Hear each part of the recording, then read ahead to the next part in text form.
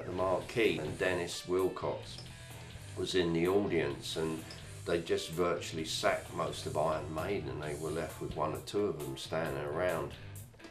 And he said to me, "Do you want to give this a go?" So I went in and played, and I got the job. You would go out like a football match, you know, pumped up, ready to do the job, and I mean, it was a really good camaraderie, and it kind of worked well. I got asked to join a band backing a soul singer called Al Matthews in, I think it was early 76.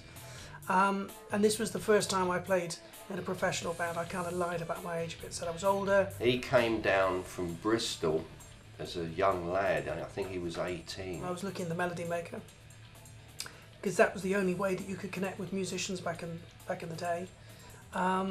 And saw this advert. I think the advert I answered said wanted keyboard, synth player and drummer, no idiots. We did his radio show when Irwin was over. He said, "Give me an honest answer," and I thought, "Oh God, what's he going to say?" So we ran through some songs. I played some keyboards, and the band went off. Came back 10 minutes later, and they said, "Job's yours if you want it." And he said, "When I came for the audition, did I get the job because I was good or because I was the only one that came to the audition?"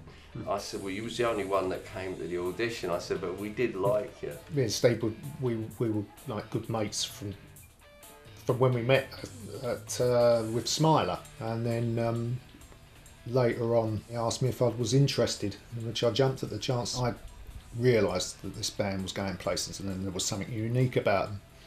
It was right back in the early rehearsal stages. And I remember Dave saying to me, "If this band doesn't make it, nothing will." Steve's vision for the band was always kind of laser-like. You know, it was, we're going to be the cutting edge of new British rock music. Steve Harris always had a very clear vision and was a hard worker. No one handed it to him on a play. He kind of deserved what he got. Things that stick out in my mind with playing with Iron Maiden is the Blood Machine.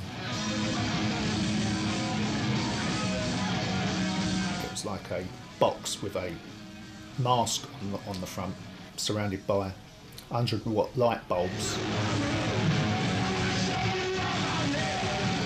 During the song Iron Maiden, in the middle of it, the lights would all come on, flashing, and the head would spit out blood, normally all over my head.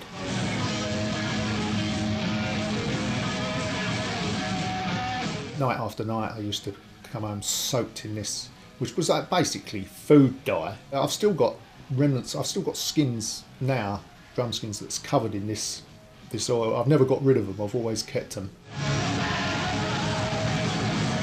We rehearsed extensively, I think maybe 2, sometimes 3 times a week, and eventually built up to doing one really important gig at the Bridge House in Canning Town. And it didn't really go, I think, as everyone wanted it to go. I think the period him and I were in it, they were finding where they needed to be.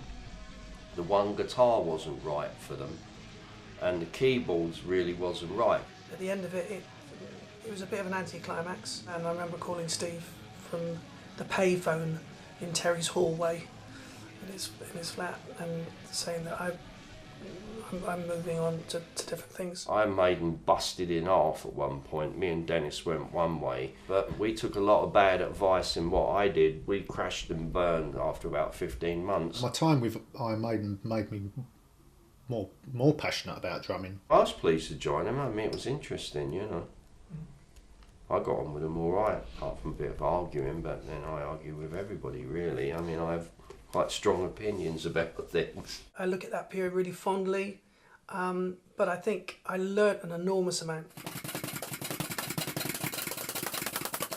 When I came out of Iron Maiden, I had a rest from it for a while, but was quick to get back into it with Air Force.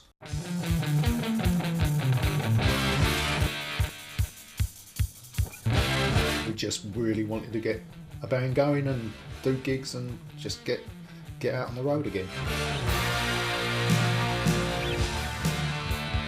When I joined Air Force, it was just like the old days, it felt like the excitement was just there, like it was when I was like 14, 15, just joining bands and starting bands. Because I'd had such a break from it, all the old emotions all kicked in, and it was just like stepping back in the past.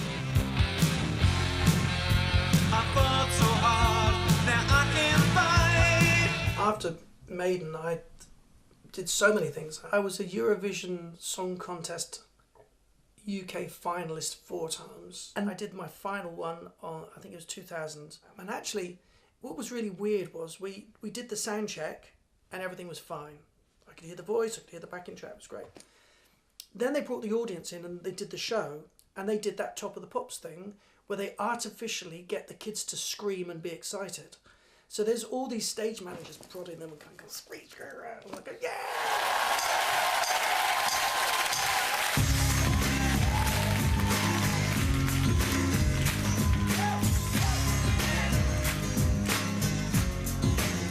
The problem is, now I can't hear the monitors because I got a load of screaming kids. And so, if I remember rightly, my vocal performance was a little pitchy. Every word you say just fills my waking day. That's the way I stay alive. I came second in that, and I thought, that's it.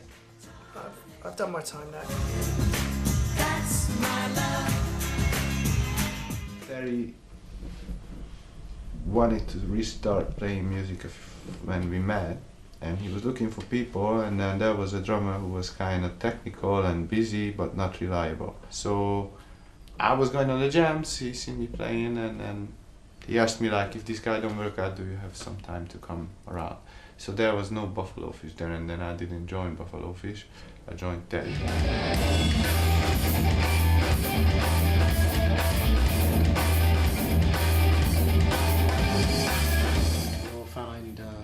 Working with Buffalo Fish very rewarding because we've been in a lot of bands. Different.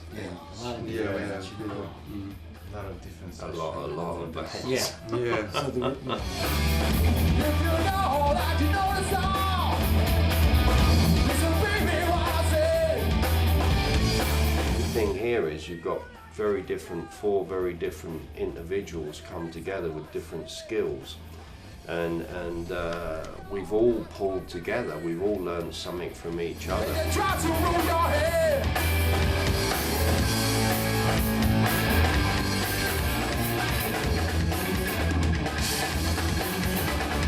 I'm ecstatic. I fucking love this band, you know. No, you can go crazy. It's the best band I've ever been in. That's it.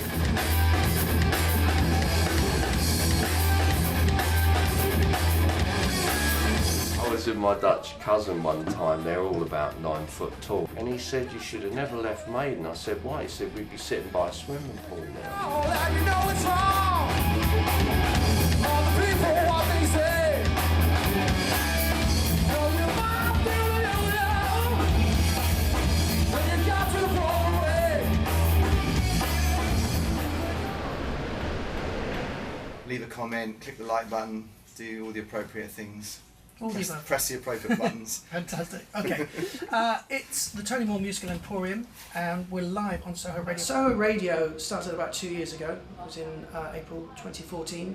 Launched by a really good friend of mine, Adrian Meehan. 45 minutes, the show gone already. Unbelievable. He asked me if I'd like to do a show, and I was just really thrilled. If you go on Facebook and you just put the 3 letters CCR in, it will come up with something very interesting. Been here 2 years now, and it's been fantastic. I haven't missed a week. no, it's not C, it's A minor. I think what I do here crosses over completely with every aspect of my career, because I enjoy being at the beginning of things. I enjoy the success and being part of bigger projects, but I love being a part of the beginning of things. So here's a chance for me to bring on established artists, but also lots of unknown artists. The last 4 years or so, I've been working with a brand new artist called Ilona.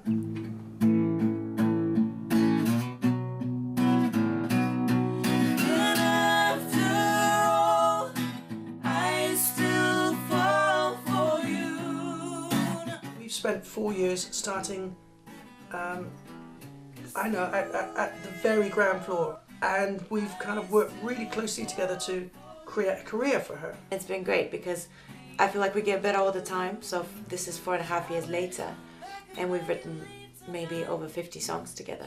The songs keep getting better and better. Let you throw a dice and pick a place where we can find a little space.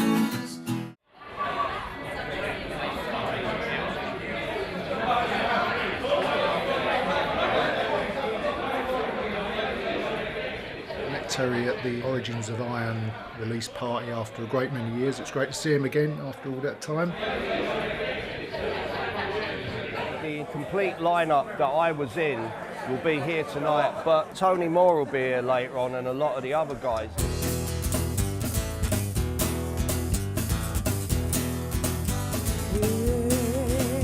Iron Maiden was just an amazing introduction to beginning my career, really.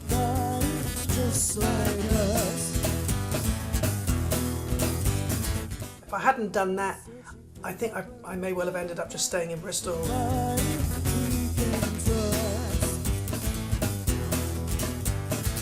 Music was my first love, and it will be my last. And I can think of nothing more fulfilling to do than to create, make, perform, and share. Like lost souls in dark holes, looking for love in all the wrong places.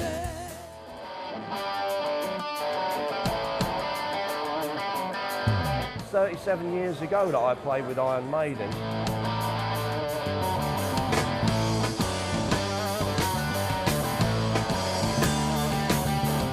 I was very glad to be part of it, and to be honest with you, it's kept me working all the years, and people still want to talk to me about it now, you know, which is fantastic.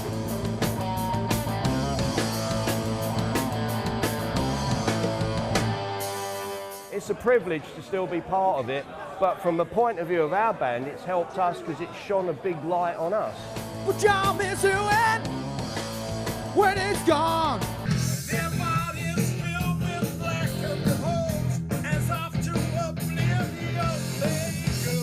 I see Air Force as being the band I'll be with for the foreseeable future, because I think that's really where I belong. I still hope and see myself playing drums for the good foreseeable future. Hopefully I've got a few years left yet. I think we'll still be doing it in a few years' time, hopefully.